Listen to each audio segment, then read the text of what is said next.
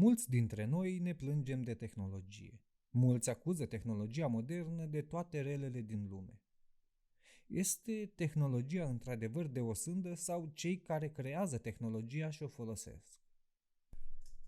O cruce de lemn este de osândit dacă cineva răstignește pe altcineva pe ea? Un ciocan este de osândit dacă un vecin sparge cu el capul vecinului său? Tehnologia nu simte binele sau răul. Aceleași țevi pot fi folosite pentru apă potabilă sau pentru canalizare.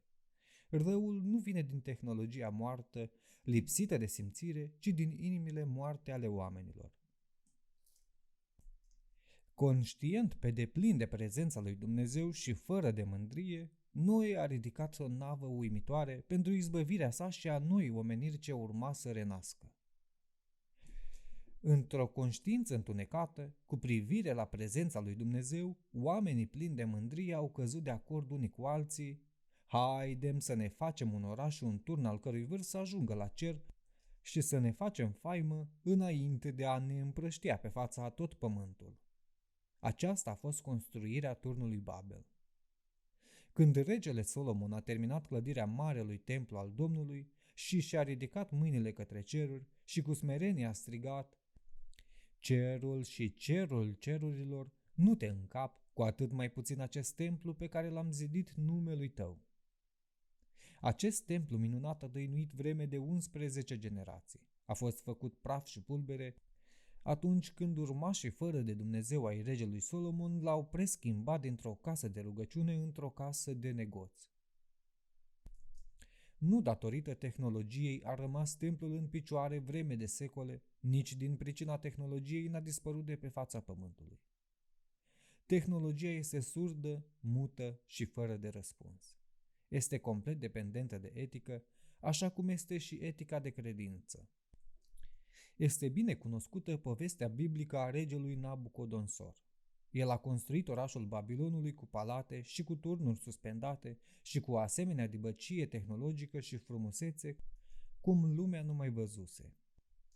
Regele a privit spre orașul pe care îl clădise, stând pe acoperișul palatului său și a grăit plin de mândrie: oare nu este acesta Babilonul cel mare pe care l-am clădit eu într-o puterea tăriei mele și spre slava cinstirii mele, ca reședința împăratului? Pe când glăsuia el aceste vorbe încrezute, Dumnezeu l-a lovit cu nebunia și și-a pierdut mințile. Și în nebunie a trăit vreme de 7 ani ca o fiară între fiarele pădurii. Orașul lui, Babilonul cel mare, a devenit o grămadă de dărâmături și loc de batjocură, a ajuns un pustiu fără de locuitori, întocmai cum a prorocit Ieremia prorocul.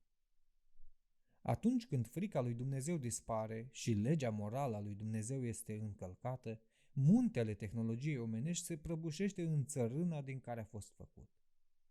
Astfel se vor prăbuși în țărâna cea fără de formă și turnul Eiffel și catedralele gotice germane și zgârie nori americani, turnurile tehnologiei și arhitecturii omenești, dacă mândria omului, chiar și cea a creștinilor, luptă sfidător împotriva lui Dumnezeu și depășește toate măsurile mândriei și păcătoșeniei și reușește să sfârșească îndelunga răbdarea lui Dumnezeu.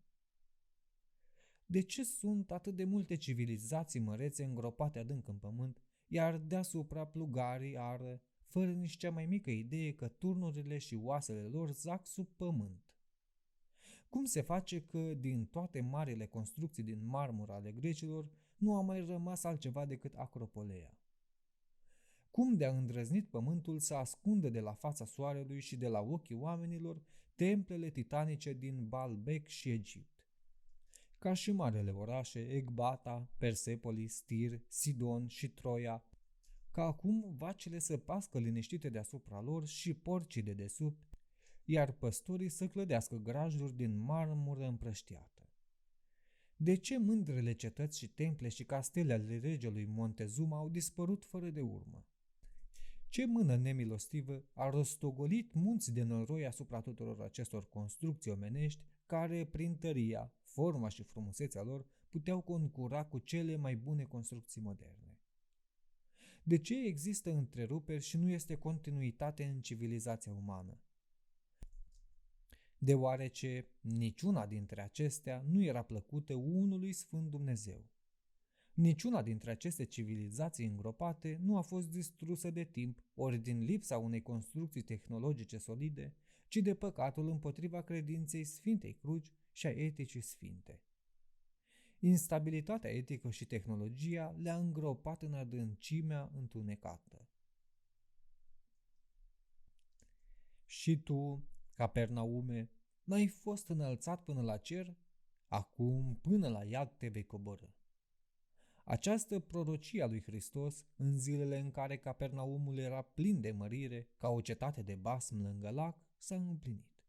S-a împlinit atât de teribil, încât atunci un călător se găsește între spini și șerpi, pe locul unde odată se înălța bogata și mândra cetate a Capernaumului și se întreabă acum cu tremur: este oare cu putință pe acest loc dezgustător să fi fost vreodată un loc unde viețuiau oamenii?